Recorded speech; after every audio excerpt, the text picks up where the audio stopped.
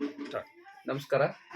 ನಾನು ಅನಿಲ್ ಕುಮಾರ್ ಹಿರೇಮಠ್, ಹಿರಣ್ಯಕೇಶಿ ನದಿ ನೀರು ಬಳಕೆದಾರರ ಸಂಘದ ಅಧ್ಯಕ್ಷರು, ಸಂಸ್ಥಾಪಕ ಅಧ್ಯಕ್ಷ.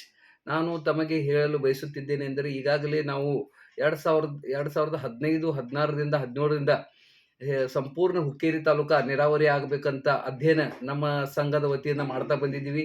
ಈಗಾಗಲೇ ನಮ್ಮ ಸಂಘವು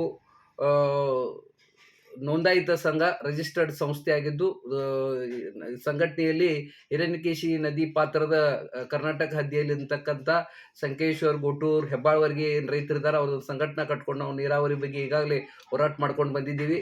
ಈ ವಿಷಯದಲ್ಲಿ ನಮ್ಮ ಶಶಿಕಾಂತ್ ನಾಯ್ಕ್ ಸಾಹೇಬ್ರಿಗೆ ಸುದ್ದ ನಮ್ಮ ಬಗ್ಗೆ ತುಂಬ ಕಳಕಳಿ ಇತ್ತು. ಎ ಬಿ ಪಾಟೀಲ್ ಸಾಹೇಬ್ರ ಕಳಕಳಿ ಇತ್ತು. ಅವರು ಸುದ್ದ ನಮ್ಮ ಸಂಘಟನೆದ ಹೋರಾಟದಲ್ಲಿ ಎ ಬಿ ಪಾಟೀಲ್ರು, ಸಂಗಾಪುರ ಕಾಕಾಗಳು ಸಹಭಾಗಿ ಆಗಿದ್ರು. ಈ ವಿಷಯದಾಗ ಮತ್ತೆ ಹೇಳ್ಬೇಕಂದ್ರೆ, ನಾವು ಯಾವುದೇ ರಾಜಕೀಯ ಜನ ನಮಗೆ ಸಹಕಾರ ಕೊಟ್ಟಿಲ್ಲ. ಯಾರದೇ ಸಹಕಾರ ಇಲ್ಲದ ನಮ್ಮನ್ನ ಹೋರಾಟ ಮಾಡಿ ಕೆಲಸ ಮಾಡ್ಕೊಂಡಿದ್ದೀವಿ. ಹಿರಣ್ಯಕೇಶಿ ಪಾತ್ರದ ಸಂಕೇಶ್ವರ್ ಹಾಗೂ ಸಂಪೂರ್ಣ ಹುಕ್ಕೇರಿ ತಾಲೂಕಾದ ಇದು ನಮ್ಮ ಹುಕ್ಕೇರಿ ವಿಧಾನಸಭಾ ಕ್ಷೇತ್ರ ನೀರಾವರಿ ಆಗ್ಬೇಕಂತ ನಾವು ಹೋರಾಟ ಮಾಡ್ಕೊಂಡು ಬಂದಿದ್ದೀವಿ. ಅದ್ರಾಗ ಮೊದಲನೇ ಹೋರಾಟ ಅಂದರೆ, ನಾವು ಹಿರಣ್ಯಕೇಶಿ ನದಿಗೆ ನೀರು ಇಲ್ಲಾಗಿತ್ತು.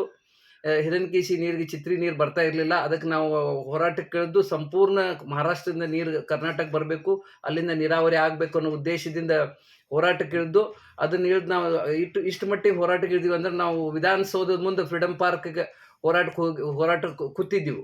ಧರಣಿ ಸತ್ಯಾಗ್ರಹ ಕೂತು ಅಲ್ಲಿ ಸನ್ಮಾನ್ಯ ರಾಕೇಶ್ ಸಿಂಗ್ ಸಾಹೇಬರು, ಎಂ ಬಿ ಪಾಟೀಲ್ ಸಾಹೇಬ್ರು ಆ ದಿವಸ ಬರಲಿಲ್ಲ, ಎಲ್ಲೋ ಕಾಲಾಂತರ ಹೋಗಿದ್ರಂತ ಹೇಳಿ, ಅದರ ನಂತರ KNL ಡೈರೆಕ್ಟರು, ಇಷ್ಟರ ಮಟ್ಟಿಗೆ ಚೀಫ್ ಇಂಜಿನಿಯರ್, ಇಲ್ಲಿ ಚೀಫ್ ಇಂಜಿನಿಯರ್ ಕಾರ್ಯಾಲಯ ಬೆಳಗಾವಿಯಲ್ಲಿ ನಾವು ಒಂದು 20 ಜನ ಏನು ರೈತರು ಹೋರಾಟಕ್ಕೆ ಕೂತಿದ್ದೀವಿ. ನಮ್ಗೆ ನೀರು ಬೇಕು, ಚಿತ್ರಿ ನೀರು ಬೇಕಂತ.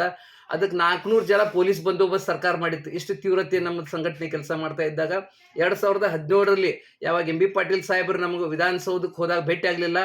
ಅದಕ್ಕಾಗಿ ನಾವು ಸಂಕೇಶ್ವರದ ನಾಡ ಕಚೇರಿ ಮುಂದೆ ಏನು ಧರಣಿ ಸತ್ಯಾಗ್ರಹ ಕೂತೀವಿ. ಧರಣಿ ಸತ್ಯಾಗ್ರಹ ಉಪ ಸತ್ಯಾಗ್ರಹ ಕೂತಾಗ ನಮ್ಮ ಜಗದ್ಗುರುಗಳಾದಂಥ ಶಿವಲಿಂಗೇಶ್ವರ ಮಹಾಸ್ವಾಮಿಗಳು ಸುದ್ದ ಉಪ ಸತ್ಯಾಗ್ರಹಕ್ಕೆ ನಮ್ಗೆ ಸಹಭಾಗಿ ಕೊಟ್ಟರು, ಅವರು ಭಾಗವಹಿಸಿದ್ರು.